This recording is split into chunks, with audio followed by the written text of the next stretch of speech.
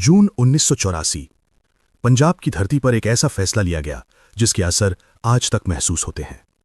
एक पवित्र जगह गोल्डन टेम्पल, जहां लोग शांति और श्रद्धा के लिए आते थे, वही जगह अचानक एक युद्ध भूमि बन गई। रात के सन्नाटे में गोलियों की आवाज गूंज रही थी। लोग समझ नहीं पा रहे थे कि आखिर हो क्या रहा है। ये कहानी है ऑपरेशन ब्लू स्टार की। एक ऐसा सैन्य अभियान जिसमें सिर्फ इमारतें नहीं बल्कि भरोसा भी टूट गया। 1980 के शुरुआती साल पंजाब एक बड़े तनाव से गुजर रहा था। राजनीति, धर्म और अलग अलग विचारधाराएं आपस में टकरा रही थीं। इसी दौर में एक नाम तेजी से सामने आया, जनरैल सिंह भिंडरनवाले। कुछ लोग उन्हें अपना नेता और धर्म का रक्षक मानते थे, तो कुछ के लिए वो एक बड़ा खतरा बन चुके थे।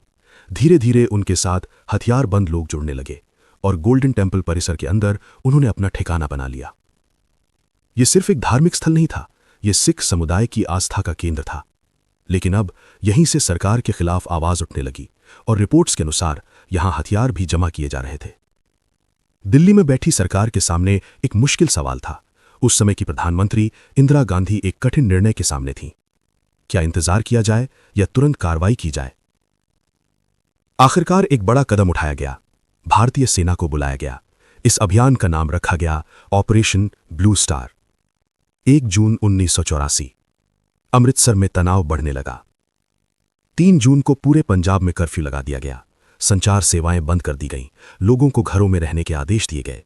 और फिर 5 जून की रात सेना ने गोल्डन टेम्पल परिसर को चारों ओर से घेर लिया।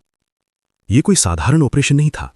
यह एक ऐसे स्थान पर हो रहा था जहां लोग सिर्फ प्रार्थना करने आते हैं। रात भर गोलीबारी होती रही। टैंक और भारी हथियारों का भी इस्तेमाल हुआ। सबसे तीव्र लड़ाई अकाल तख्त के पास हुई, जो सिख धर्म में अत्यंत महत्वपूर्ण स्थान रखता है। 6 जून 1984 सुबह तक सब कुछ बदल चुका था। जनरैल सिंह भिंडरनवाले मारे जा चुके थे। उनके कई समर्थक भी इस मुठभेड़ में मारे गए।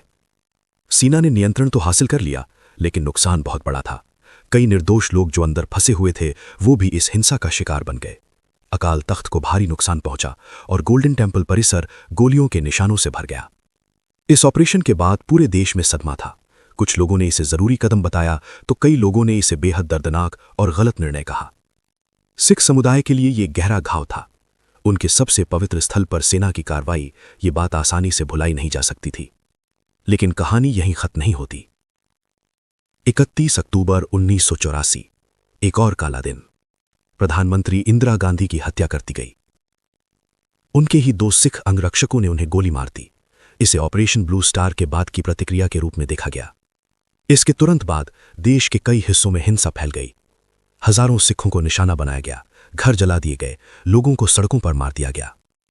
इन घटनाओं को 1984 एंटी सिख राइट्स के नाम से जाना जाता है। ये एक और गहरा घाव था जिसने देश को अंदर तक हिला दिया। ऑपरेशन ब्लू स्टार सिर्फ एक सैन्य कार्रवाई नहीं था, ये एक ऐसा मोड़ था जहां देश की एकता, राजनीति और धर्म आपस में टकरा गए। इसने हमें यह सिखाया कि कठिन फैसलों के परिणाम हमेशा गहरे और दूर तक जाने वाले होते हैं।